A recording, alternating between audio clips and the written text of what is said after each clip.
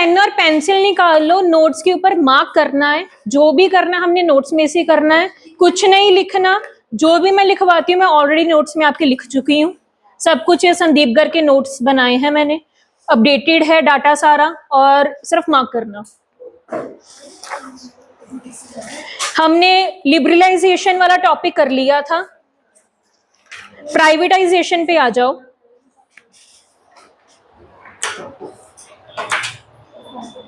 Page number 6 जहां लिखा उसके अगला पेज, पेज नंबर मत देखना, सही नहीं लिखे अपने हिसाब से लिख लेना। प्राइवेटाइजेशन मिल गया टॉपिक।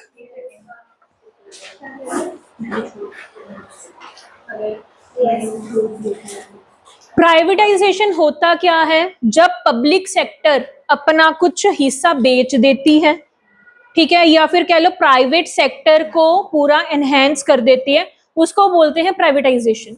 कि जो पब्लिक वाली चीजें थी उसको प्राइवेट सेक्टर को अंडर मतलब दे देना कि आप ही संभालो। अब प्राइवेटाइजेशन दो वे से होती है, या तो पूरा का पूरा अपना इंडस्ट्री बेच देना उस चीज की, फॉर एग्जाम्पल कम्युनिकेशन बेच देना, ये electricity board completely private sector के अंडर कर देना, या उसका कुछ हिस्सा बेच देना। अगर हिस्सा बेचेंगे तो वो पब्लिक भी चला रही है, प्राइवेट भी चला रही है, उसे हम डिसइन्वेस्टमेंट बोलते हैं, ठीक है। तो दो वे से प्राइवेटाइजेशन होती है, तो कंप्लीटली हमारा पब्लिक सेक्टर के अंदर हमने इंडस्ट्री बेच दी कि उसका अब गवर्नमेंट उसका कोई चला नहीं सकती, कुछ नहीं कर सकती है, या तो उसका हिस्सा। तो प्राइवेटाइजेशन क्या होता है कि पब्लिक सेक्टर ने अपनी ऑनरशिप शिफ्ट कर दी प्राइवेट सेक्टर को, ताकि वो सोशल वेलफेयर भी करे और साथ साथ प्रॉफिट भी कमाए। जितना प्राइवेट सेक्टर के हाथ में आएगा उतना ज्यादा हमारी जीडीपी ग्रो होगी, बिकॉज प्राइवेट सेक्टर प्रॉफिट के लिए देखता है, उतना ज्यादा वो इन्वॉल्व होंगे कि हाँ हम इन्वेस्ट करें, ये सब कुछ करें, जिससे हमारी इकोनॉमी में कुछ ना कुछ वेलफेयर होगा ही होगा। आ जाओ पढ़ो। Privatization means transfer of ownership, management and control of public sector enterprise to the entrepreneurs in the private sector. For example जैसे उन्होंने दिया है IPCL, IBM, मारुति उद्योग एक्सेट्रा, ये सारे पब्लिक एंटरप्राइज थे जो जिनके स्टेक्स उन्होंने डाइल्यूट करके प्राइवेट सेक्टर को बेच दिए, ठीक है। कम्युनिकेशन कंप्लीटली गवर्नमेंट सेक्टर के अंदर था, अब कम्युनिकेशन का आधा हिस्सा कुछ हिस्सा उन्होंने बेच दिया, इसलिए प्राइवेट कम्युनिकेशंस भी आ रहे हैं। एयरटेल हो गया, BSNL तो हो गया गवर्नमेंट का हो गया, BSNL गवर्नमेंट है, एयरटेल प्राइवेट है, ठीक है, जियो प्राइवेट है। हाँ जी, हाँ वो प्राइवेटाइजेशन का ही हिस्सा है। प्राइवेटाइजेशन होता क्या है, चाहे हिस्सा चाहे पूरा का पूरा पब्लिक सेक्टर से प्राइवेट सेक्टर की तरफ शिफ्ट करते। हाँ बिल्कुल, वो भी प्राइवेटाइजेशन का ही पार्ट है। Privatization can done be in two ways, transfer of ownership, completely transfer कर देना, कि selling of part of equity, कि पूरा का पूरा पब्लिक सेक्टर कंपनी को प्राइवेट सेक्टर को बेच देना, या फिर डिसइन्वेस्टमेंट, कि उसका कुछ पार्ट, इक्विटी का पार्ट सिर्फ और सिर्फ पब्लिक सेक्टर यूनिट, PSU होता है public sector unit, sorry private sector unit को कर देना, ठीक है। PSU टू प्राइवेट, इधर ठीक करो। Privatization of public sector undertaking PSU by selling of part of equity of PSU to the private, यहां पे पब्लिक हटा के प्राइवेट करो, to the private sector. PSU वो लिखा हुआ है पब्लिक सेक्टर अंडरटेकिंग, देखो जहां पे ब्रैकेट में लिखा उससे पहले public sector undertaking. This process is known of disinvestment, ठीक है। अब प्राइवेटाइजेशन हो तो गई, इससे फायदे क्या हुए, इससे नुकसान क्या हुए, आ जाओ फायदों पे। Arguments in favour of privatisation, ये आपके बुक्स में पीछे दिया हुआ है, वो मैंने नोट्स में पहले ही प्राइवेटाइजेशन के साथ ही डाल दिया, क्योंकि आपको ये आ जाता होता है क्वेश्चन। फेवर क्या है प्राइवेटाइजेशन, अगर प्राइवेट सेक्टर को इन्वॉल्व हो रही है तो जितना बजट डेफिसिट हुआ है वो थोड़ा ठीक होना लग जाएगा, बिकॉज जहां पे सिर्फ पब्लिक पैसा लगा रही थी अब प्राइवेट पैसा लगा रही है, अपनी चीजें बेचने के कारण पब्लिक को पैसा आ रहा है, तो जितना उसके पास पैसों की कमी थी वो पैसों की कमी पूरी होनी शुरू हो गई, तो बजट डेफिसिट हमारा रिड्यूस होना शुरू हो गया, ठीक है। कॉम्पिटेटिव इन्वायरमेंट, जितना प्राइवेट सेक्टर होगा तो वो प्रॉफिट के लिए अर्न करेगा, तो वो प्रोडक्ट्स अच्छे बनाएगा, तो उतना कॉम्पिटेटिव इन्वायरमेंट क्रिएट होगा पब्लिक सेक्टर के साथ भी and out of the world, बाकी जितने कंपनीज हैं उनके साथ भी। Better managerial efficiency, basic public sector का दिक्कत ये थी कि वो मैनेजमेंट अच्छे से नहीं कर पाते थे। क्यों? करप्शन थी बहुत ज्यादा, ठीक है, कहाँ के पैसे कहाँ जा रहे हैं। वेयरस जब प्राइवेट सेक्टर आया उसने उस चीज का ध्यान रखा कि हर एक चीज प्रॉपर मैनेजमेंट में, टाइम सेविंग हो, कॉस्ट कटिंग हो और मैनेजमेंट प्रॉपर हो। Quick decision making, public sector में जो एक भी चीज डिसाइड करनी है बहुत लंबा प्रोसेस है, फाइलें पे फाइलें चढ़ती रहती है, कभी किसी के साइन चाहिए कभी किसी के साइन चाहिए। वेयरस प्राइवेट सेक्टर में वो चीज फटाफट हो जाती है, इमीडिएट हो जाती है। प्रमोट कंज्यूमर सोवेनिटी, इसमें कंज्यूमर के अकॉर्डिंग ही चीजें बनाई जाती है, तो कंज्यूमर की डिमांड्स वगैरह उन चीजों को ध्यान रखे, उनकी सेटिस्फेक्शन को ध्यान रखने के साथ साथ क्वालिटी ऑफ सर्विस भी इसमें कंज्यूमर्स को दी जाती है, क्योंकि प्राइवेट सेक्टर है, प्रॉफिट कमाना है, जितनी अच्छी सर्विस देगा उतना ज्यादा पैसा कमाएगा। प्रॉफिट ओरिएंटेड डिसीजन सिर्फ सोशल वेलफेयर के साथ नहीं चलता, प्रॉफिट भी कमाता है, जितना प्रॉफिट होगा उतनी जीडीपी हमारी ग्रो होगी। इन्वेस्टमेंट इंक्रीज हुई, इंप्लॉयमेंट अपॉर्चुनिटीज बढ़ी, प्राइवेट कर रहा है तो इन्वेस्टमेंट हुई, और जितना ज्यादा इन्वेस्टमेंट करेगा, काम करने के लिए लोग चाहिए तो उतनी इंप्लॉयमेंट अपॉर्चुनिटीज हुई। अब क्या चीजें प्राइवेटाइजेशन के खिलाफ हुई, कौन सी चीजें हैं जो प्राइवेटाइजेशन ने निग्लेक्ट कर दी? पहला, सोशल वेलफेयर, कंप्लीटली प्रॉफिट करता है private sector, social welfare neglect हो गया।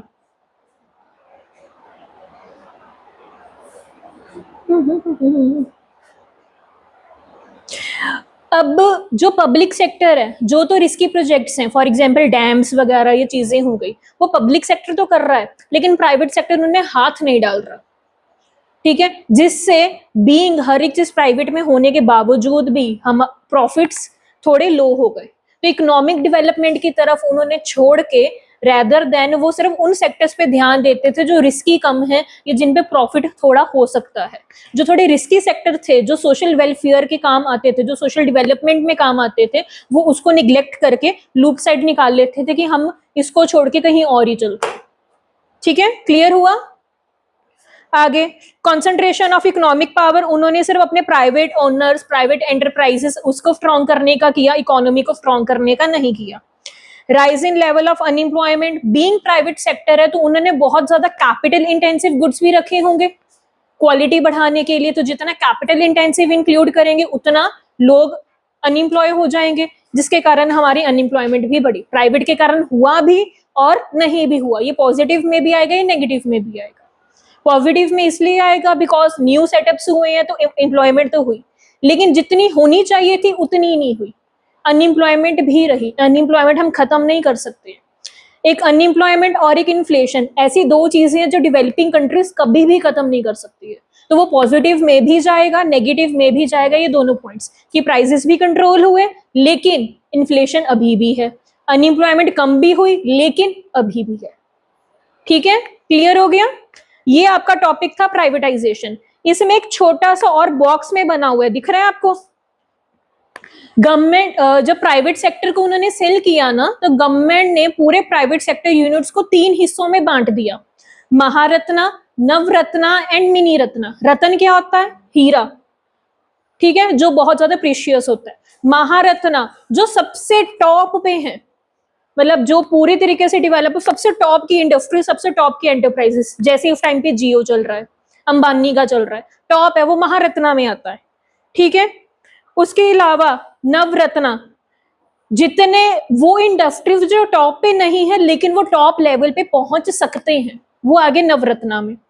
उसके बाद आगे मिनी रत्ना, छोटे छोटे इंडस्ट्रीज जो क्या कहते हैं, नवरत्ना से थोड़ा नीचे हैं, उन्होंने 3 कैटेगरीज में बांट दिया। 10 महारत्ना हुए हैं, 14 नवरत्न हुए हैं एंड 74 मिनी रत्न हुए हैं। ठीक है, ये एमसीक्यू के लिए है, आपका आ जाता होता है एमसीक्यू में। ये डेफिनेशन एक रीड कर लेना। चलो, ये इससे हमारा प्राइवेटाइजेशन खत्म हो गया। प्राइवेटाइजेशन में अपने महारत्ना, नवरत्ना, मिनी रत्ना मेंशन नहीं करना, अगर आपको स्पेसिफाई करके आएगा तो लिखना है, नहीं तो प्राइवेटाइजेशन में प्राइवेटाइजेशन होता क्या है, किन वेज से होती है, इसके पॉजिटिव पॉइंट्स, इसके नेगेटिव पॉइंट्स, दैट्स इट। इतना सा क्वेश्चन है प्राइवेटाइजेशन का। क्लियर हुआ? ग्लोबलाइजेशन लास्ट, एलपीजी का जी वाला हिस्सा ग्लोबलाइजेशन। अब ग्लोबलाइजेशन क्या होता है, वो कहते हैं कि उन्होंने पूरी इकोनॉमी के जो दरवाजे बंद कर दिए थे 1950 से 1990 में, जो बंद कर दिए थे उन्होंने कि हमने इंपोर्ट सब्सटीट्यूशन करना, हम बाहर से नहीं खरीदेंगे, वो सारे के सारे दरवाजे खोल दिए। ठीक है, वो कहते हैं पूरा वर्ल्ड, पूरा वन एक इकोनॉमी है। ठीक है, जहां मर्जी इंपोर्ट करो, जहां मर्जी एक्सपोर्ट करो। तो ग्लोबलाइजेशन मीन्स इंटीग्रेटिंग मतलब एडिंग या combining the national economy with world economy. कैसे? Through removal of barriers on international trade and capital movements. जितना बाहर से इन्वेस्टमेंट आना था उस पर भी रोक थी, हमारी कंट्री में कोई भी इन्वेस्ट करना अलाउ नहीं था 1990 तक। ठीक है, कोई भी हमारा इंपोर्ट एक्सपोर्ट पे बहुत ज्यादा रिस्ट्रिक्शंस थी, ये हमने पढ़ा, लाइसेंस की भी जरूरत थी, कोटास लगाए हुए थे, टैक्सेस लगाए हुए थे, वो सारे बैरियर्स या तो उन्होंने हटा दिए या तो बहुत ज्यादा कम कर दिए कि इंपोर्ट एक्सपोर्ट और बाहर से आने वाली इन्वेस्टमेंट बहुत ज्यादा ईजी हो जाए। Globalization is generally understood by mean of integration of economy with the world economy. However it is complex phenomenon, ये बहुत ज्यादा, लेकिन इसको समझना थोड़ा कॉम्प्लेक्स है, क्योंकि हर एक कंट्री के साथ ग्लोबलाइजेशन किस वे में हो रहा है, कितनी पोजीशन पे है, क्या हमें करना चाहिए, वो थोड़ा डिफिकल्ट हो जाता है, क्योंकि उनके अकॉर्डिंग ही हमें कितनी पॉलिसीज बनानी है, किन चीजों को एम करना है, कैसे ट्रांसफॉर्म करना है वर्ल्ड को, थोड़ा सा मुश्किल हो जाता है। लेकिन इसके थ्रू हमारा इकोनॉमिक, सोशल, जोग्राफिकल बाउंड्रीज ये बहुत ज्यादा डेवलप हुआ, बिकॉज इसके नेटवर्क्स बहुत ज्यादा अच्छे बने आउटसाइड द कंट्रीज के साथ। तो बेसिकली ग्लोबलाइजेशन क्या होता है? बॉर्डरलेस वर्ल्ड बनाना, उसे हम कहते हैं ग्लोबलाइजेशन करना। ठीक है, अब ग्लोबलाइजेशन में जो चेंजेस आए वो क्या क्या थे वो पढ़ो। The new economic policy prepared a specific list of high technology and high investment priority industries in which automatic permission will be available for the foreign direct investment up to 51% of foreign equity। वो कहते हैं Indian economic policy ने एक lift बनाई, कौन कौन सी industries बहुत ज्यादा मेन है जहां जिसकी डेवलपमेंट से हमारी इकोनॉमी डेवलप होगी, उनके लिए उन्होंने कहा कि अगर बाहर की वर्ल्ड को, अगर आप इन इकोनॉमी में, इन इंडस्ट्री में इन्वेस्टमेंट करते हो तो आपको डायरेक्ट ऑटोमेटिक परमिशन मिल जाएगी, अप टू 51% आप इसमें इक्विटी शेयर्स खरीद सकते हो, इसमें इन्वेस्ट कर सकते हो। ठीक है, in respect of foreign technology agreement, automatic permission is provided in high priority industry up to sum of 1 crore। 1 crore तक वो इन्वेस्ट जैसे मर्जी कर सकते हैं without any permission, automatic permission उनको मिल रही थी। No permission is now required for hiring foreign technicians or for testing indigenously developed technology abroad।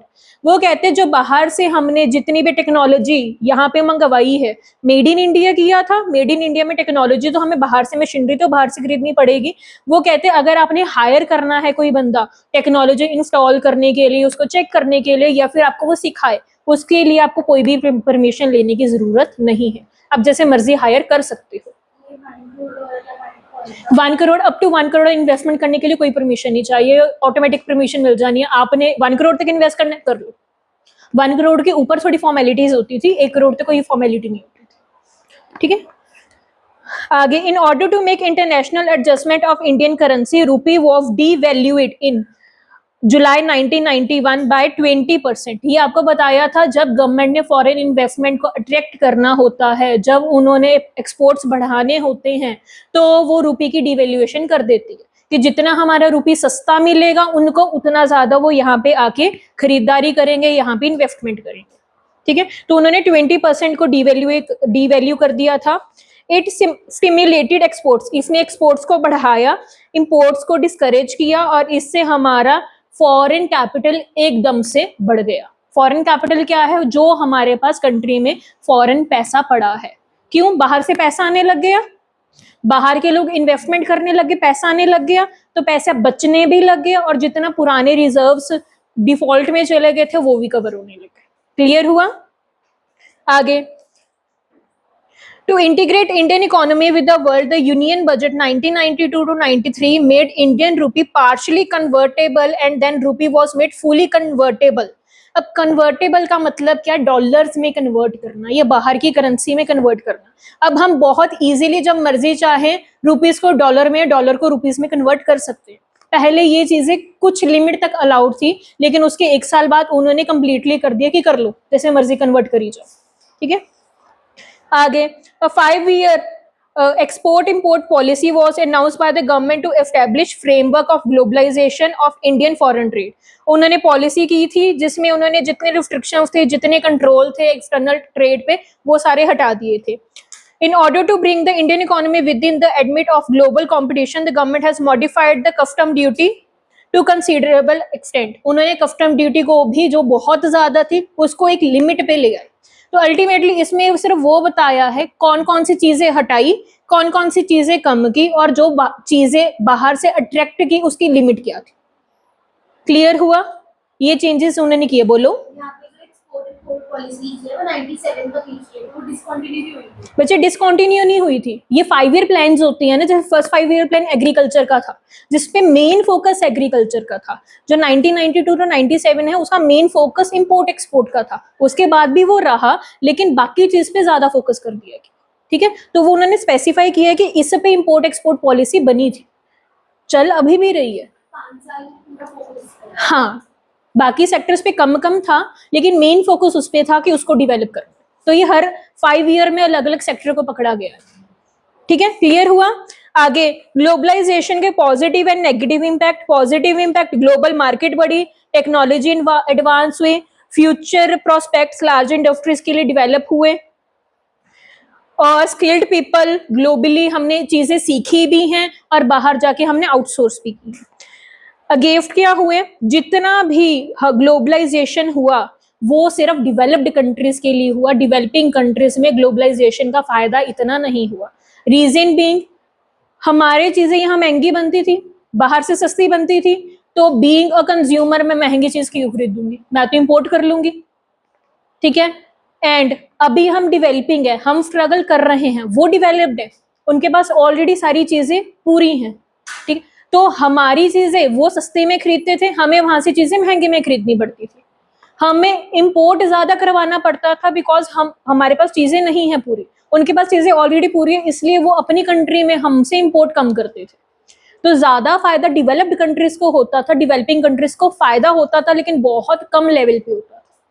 ठीक है, अगला, globalization comprises the welfare and identity of people belonging to the poor countries. जो poor countries की identity है ना वो खत्म होने लग गई थी. फॉर एग्जाम्पल अभी देख लो, हमने किसी ने इंडियन कपड़े नहीं डाले हुए. रीजन क्या है? क्योंकि बीइंग हमारी डेवलपिंग कंट्री है, हम, हाँ जी चलो, एक ने डाले हैं आउट ऑफ, मैंने खुद ने नहीं डाले, मैंने खुद ने जीन डाली है. ठीक है, रीजन क्या है? बीइंग डेवलपिंग कंट्री हम फॉरेन से, ये डेवलप कंट्री से बहुत ज्यादा इन्फ्लुएंस होते हैं. तो समवेयर धीरे धीरे धीरे धीरे हम अपनी आइडेंटिटी खोते रहे. जो मेन चीजें हमारे रूट्स थी उसको हम निग्लेक्ट करते रहे. तभी तो ये छोटा पंजाब, मिनी पंजाब, अलग अलग चीजें बनी हैं ताकि आप एटलीस्ट अपनी जड़ों से जुड़े हो. ठीक है, अगला point, market driven globalisation increase the economic disparities among the nation and people. जो मार्केट ग्लोबलाइजेशन है उसने समवेयर मार्केट को दो अलग अलग हिस्सों में बांट दिया, और नेशंस को भी, जो पुअर नेशंस है, जो बहुत ज्यादा पुअर हैं, उनको कंप्लीटली निग्लेक्ट कर दिया उसमें, और रिच लाइक कंट्रीज में पूरा का पूरा डिफरेंशिएट हो गया. एज द रिजल्ट ग्लोबलाइजेशन, अब ग्लोबलाइजेशन ने क्या किया? एमएनसीज लेके आए. एमएनसी क्या होता है? फॉर एग्जाम्पल गूगल, चल भाई बच्चे, मैकडी, स्टारबक्स, ये है मल्टीनेशनल कंपनीज. कॉर्पोरेशन ही मल्टीनेशनल कंपनीज, एमएनसी जो यहाँ पे आई हैं, हाँ, जिन्होंने यहाँ पे आके अपनी फ्रेंचाइजीज खोली हैं. बच्चे मैं फिजिकल आउटलेट की बात कर रही हूँ. Google is not a physical outlet. बच्चे मैनेजमेंट के लिए उन्होंने बनाई हुई है वहां पे. फॉर एग्जाम्पल मैकडोनल्ड्स है, हम देसी बर्गर से मैकडोनल्ड्स पे शिफ्ट हो रहे हैं, उसकी बात कर रही हूँ.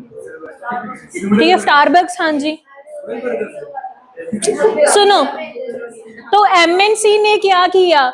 जो हमारे डोमेस्टिक प्रोडक्ट्स थे उसको समवेयर उन्होंने कंपटीशन दिया और उसको उन्होंने उनकी कंपनीज को बंद करवा दिया. बिकॉज बीइंग हम अच्छी क्वालिटी की तरफ और ये अच्छे लाइक ब्रांड की तरफ भागने के चक्कर में, नाम के चक्कर में, हम जो अपने देसी ब्रांड से ये देसी चीजें थी उसको छोड़ के उनकी तरफ भागने लग गए, वो पैसा कमाने लग गए, हमारे यहाँ की कंपनीज बंद होने लग गई. एमएनसी के कारण ये नुकसान हुआ. तो हम ये तो कह रहे नहीं रहे बहुत ज्यादा हुआ, हम ये कह रहे जो जो हार्म हुआ। हाँ, वो स्टिल इंटरनेशनल ब्रांड ही है, वो काउंट नहीं होता इंडियन में। वो पॉजिटिव में आएगा, लेकिन उसने छोटे छोटे बंद भी तो किए हैं ना, वो नेगेटिव में जाएगा। दोनों चीजें चल रही है ना। क्लियर हुआ? ग्लोबलाइजेशन में भी इतना ही है। ग्लोबलाइजेशन होता क्या है, क्या क्या चेंजेस आए, फेवर एंड नेगेटिव पॉइंट्स, बस खत्म। इससे हमारा एलपीजी टॉपिक खत्म हो गया। इसके अलावा इस चैप्टर में छोटे छोटे टॉपिक्स हैं, आउटसोर्सिंग, जीएफटी, डीमोनेटाइजेशन, ये पढ़ते हैं, ये आपने आपको आते हैं, बस एक रीडिंग ले लेते हैं, ठीक है। आउटसोर्सिंग क्या होता है? आउटसोर्सिंग होता है बेसिकली ग्लोबलाइजेशन का ही पार्ट है आउटसोर्सिंग। बच्चे सुन लो सुन लो सुन लो। धनिष्ठा फोन बंद कर।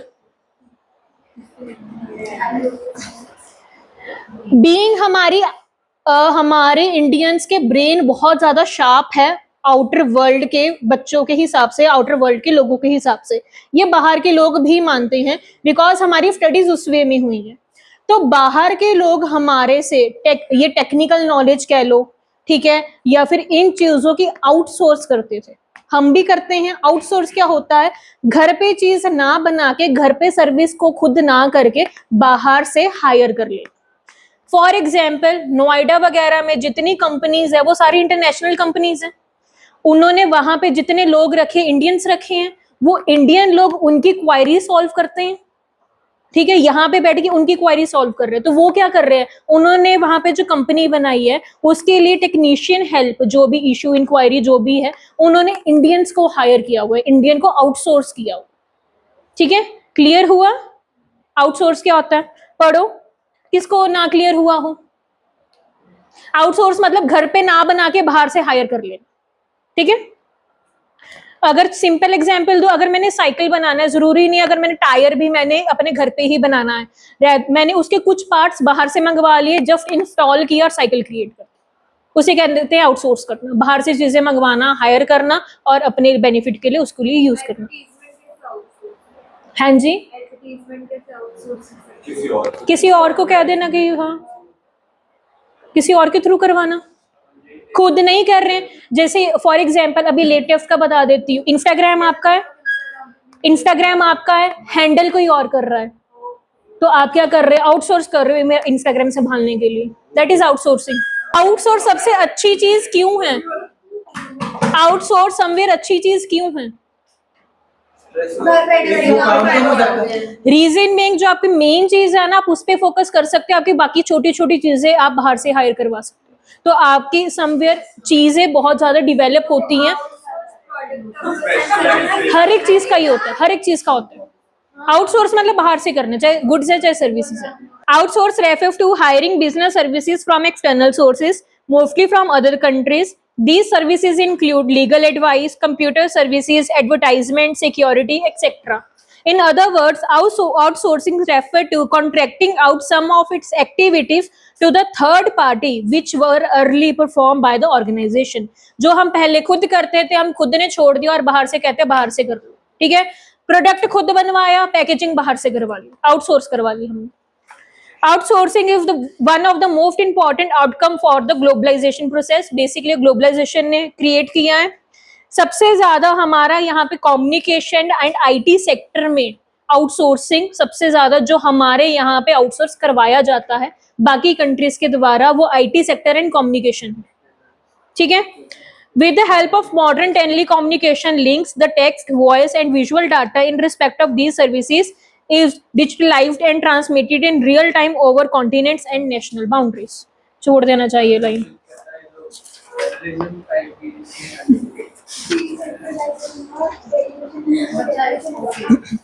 आगे आ जाओ, ये क्वेश्चन आ जाता होता है 2 मार्क्स में, पढ़ लो ये क्वेश्चन, यहाँ पे स्टार डाल लो। India has become a favorable destination of outsourcing for most of the MNC companies. Comment, ठीक है। इंडिया एमएनसी आउटसोर्सिंग के लिए बहुत ज्यादा फेवरेबल डेस्टिनेशन है बाकी कंट्रीज के लिए। क्यों? क्योंकि यहाँ पे लेबर चीप है, ठीक है, यहाँ पे जो पॉलिसीज गवर्नमेंट ने बनाई हुई है वो फॉरेन कंट्रीज के फेवर में है। Due to LPG policy. Favour में कैसे है? इंपोर्ट एक्सपोर्ट हमारे फेवर में इतना नहीं है, डेवलप कंट्रीज के ज्यादा फेवर में है, इस वे में। हमें पूछा था कि एलपी।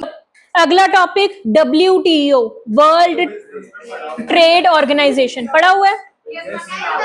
मोटा मोटा सुन लो। वर्ल्ड ट्रेड ऑर्गेनाइजेशन जितना भी हमारा इंपोर्ट एक्सपोर्ट होता है, जितना भी ट्रेड होता है ऑल ओवर वर्ल्ड का एक दूसरे के साथ, उस सारी चीजों को ऑर्गेनाइज करती है। WTO आया था 1995 में, गैट का नाम बदल के WTO रख दिया गया था, वो जो 1995 में आया था। गैट में 23 कंट्रीज इन्वॉल्व थी। आफ्टर दैट WTO गैट में इंडिया इन्वॉल्व नहीं थी, बिकॉज हमारी पॉलिसी 1991 में आई थी, हम WTO में इन्वॉल्व हुए थे।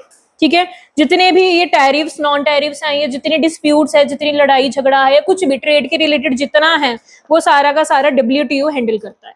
इस वक्त 164 कंट्रीज है जो WTO के अंडर होती है। ये एक स्टार डाल लो। Again question number 5, should India be a member of WTO? मिला? पेज नंबर 11 लिखा हुआ है नीचे, वैसे 12 है, 11 लिखा हुआ है।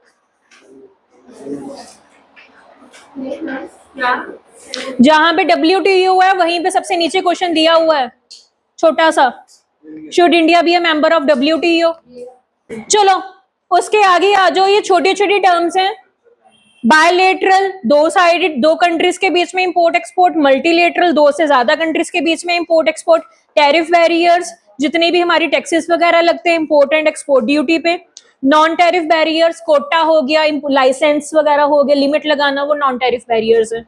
आगे स्ट्रेटेजिक सेल, 51% कम से कम जिसमें सेल इन्वॉल्व है, शेयर जो हम बेच देते हैं, PSU जो प्राइवेट सेक्टर को बेचती है, वो स्ट्रेटेजिक सेल है। मिनॉरिटी सेल 50% से नीचे, 49% से नीचे अगर वो शेयर बेच रही है। अल्टीमेटली जब ऑनरशिप शिफ्ट हो रही है वो स्ट्रेटेजिक सेल है, और ऑनरशिप शिफ्ट नहीं हो रही मिनॉरिटी सेल है। जिसके पास 50% प्लस शेयर्स हैं, ऑनरशिप उसकी हो जाती है। ठीक है, सबसे इंपॉर्टेंट क्वेश्चन, ये पक्का आना ही आना है सितंबर एग्जाम्स के लिए, तो for sure critical appraisal of LPG policy, पक्का आना ही आना है कि LPG पॉलिसी के फेवरेबल चीजें बता दो एंड अनफेवरेबल चीजें बता दो। इसमें जितना डाटा है आपकी बुक्स में से देके अपडेट किया है मैंने। ठीक है, फेवरेबल में आ जाओ। जो इकोनॉमिक ग्रोथ हुई बहुत ज्यादा, GDP ग्रोथ बहुत ज्यादा हुई, ग्लोबलाइजेशन के कारण फॉरेन इन्वेस्टमेंट यहाँ पे बहुत ज्यादा इनफ्लो हुई, अट्रैक्ट हुई। हमारा फॉरेन एक्सचेंज रिजर्व जो बहुत ज्यादा कम हो गया था, 1 मिलियन पे पहुंच गया था, 1 बिलियन पे पहुंच गया था, वो बहुत ज्यादा बढ़ गया। यहाँ पे लिखा हुआ है 6 बिलियन हमारा रिजर्व था, वो 443 बिलियन पे पहुंच गया था। ठीक है, एक्सपोर्ट्स हमारे बहुत ज्यादा बढ़ गए। ग्लोबलाइजेशन ने अगर बाउंड्रीज खोली है तो इंपोर्ट के लिए भी खोली है, तो एक्सपोर्ट के लिए भी खोली है। IT sector, software, textiles, pharmacy goods, engineering goods हमारे बहुत ज्यादा एक्सपोर्ट्स होने लग गए। इन्फ्लेशन, प्राइसेस कंट्रोल हुए। ठीक है, बिकॉज अब सप्लाई करने के लिए चीजें थी, अगर हमारे पास नहीं हम बाहर से मंगवा सकते हैं।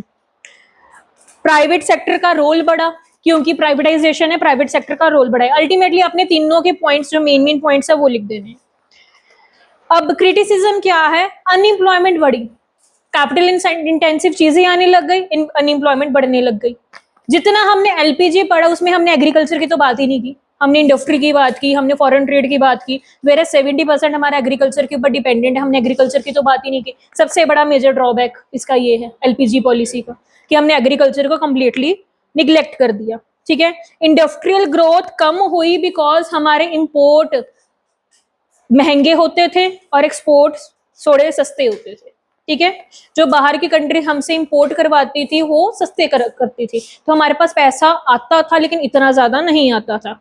ठीक है, और डिसइन्वेस्टमेंट पॉलिसी बहुत अच्छे तरीके से काम नहीं की, बिकॉज समवेयर अगर शेयर्स उन्होंने बेचे भी है, गवर्नमेंट अपना कंट्रोल नहीं छोड़ती थी, गवर्नमेंट इंटरफेयर करती थी, तो प्राइवेट सेक्टर बहुत ज्यादा इंटरेस्ट नहीं दिखा पाता था उन सेक्टर्स में।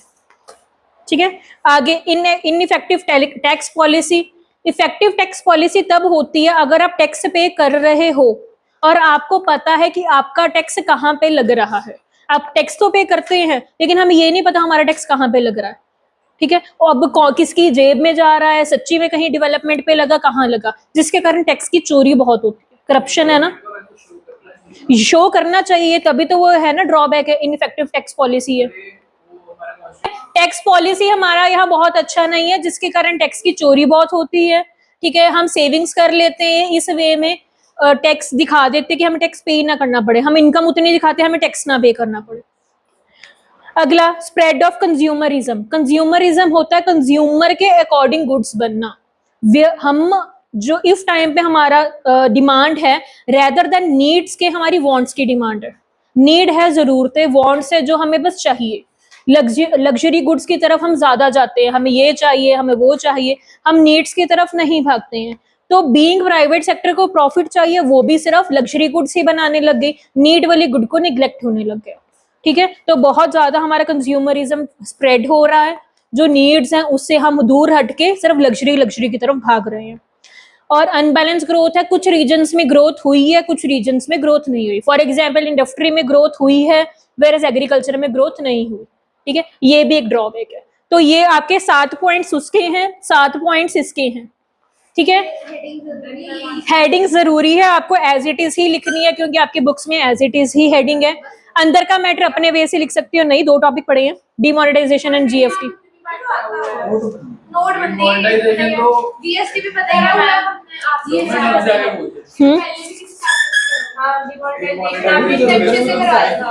चलो, डिमोनेटाइजेशन ये टॉपिक, ये वही कह रहे, छोटे छोटे टॉपिक से ही ऐसे टॉपिक्स है जो आपने ऑलरेडी किए। कितनी बार ये हुई है डिमोनेटाइजेशन हमारी कंट्री में? 3 बार। पढ़ो, लिखा है मैंने।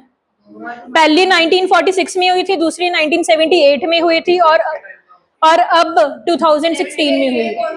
इसके रीजन, डिमोनेटाइजेशन करने के 2-4 रीजन है। पहला रीजन है कि जो सेविंग्स हैं वो सेविंग्स खत्म हो, कैशलेस इकोनॉमी बने, ठीक है।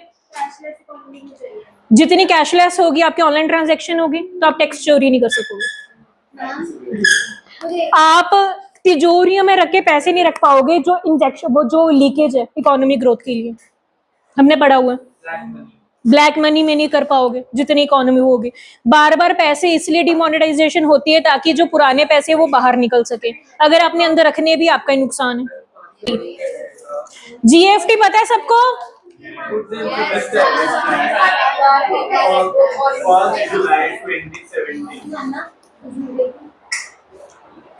अभी टेस्ट नहीं किया, ये पढ़ लेना।